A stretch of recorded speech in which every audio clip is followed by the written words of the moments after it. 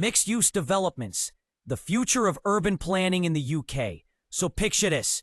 You're walking down a high street, right? You got a coffee in one hand, flat white, obviously. You just left your co-working space upstairs, and now you're popping into a boutique gym on the corner. That's a mixed-use development in action. And honestly, it's where UK urban planning is heading. Big time. Now let's not sugarcoat it. The way we use cities is changing. People don't want long commutes, ghost town high streets, or soulless tower blocks with nothing but bricks and bad lighting. They want vibrancy, walkability, flexibility. That's where mixed-use developments, MXDs if you're into acronyms, come in swinging.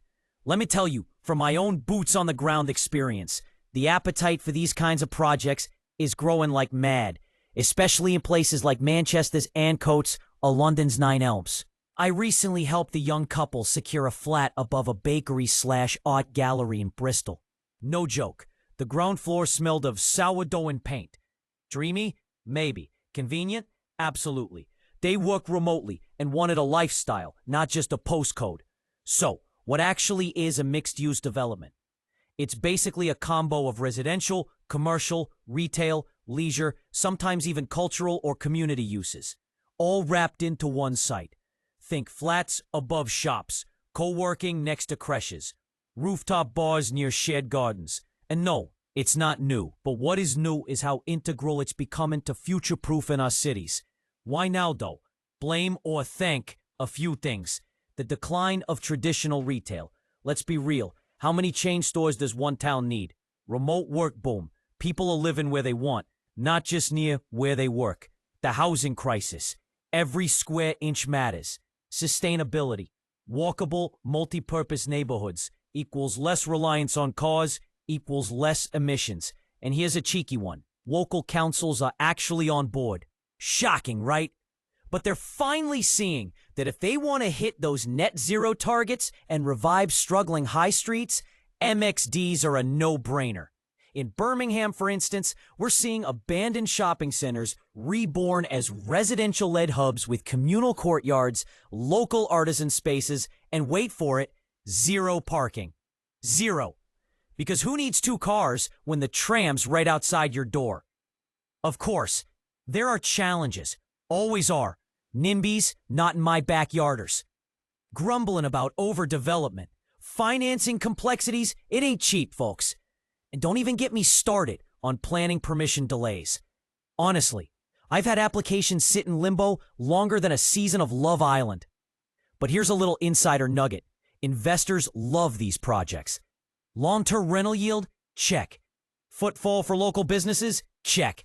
Community engagement? Jack. Triple check. I worked on a scheme in Leeds where a disused office block was turned into a 3-tiered hub.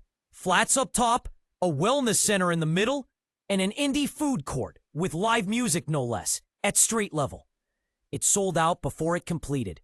What's really buzzing right now? Build-to-rent schemes with in-house gyms, lounges, even cinemas. And guess what?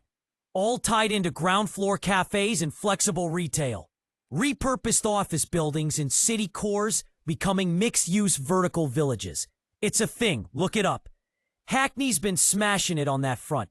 Here's the kicker. It's not just a London thing. Sheffield, Glasgow, Cardiff, they're all in on the action. Smaller towns are catching the drift too.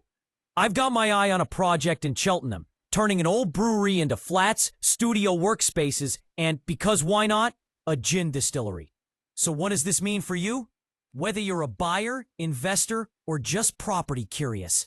Well, if you're buying, you might get more lifestyle per square foot.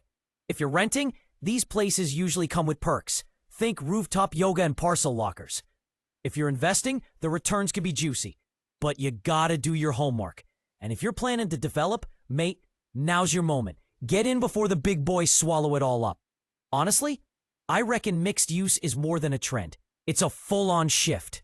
A rethinking of how we live in cities, not just where we sleep. The kind of places that buzz after 6 p.m. That feel like home, office, and hangout spot rolled into one. Anyway, enough from me. What do you all think? Have you seen any cool MXD schemes near you? Would you live in one? Already do? Drop your thoughts below.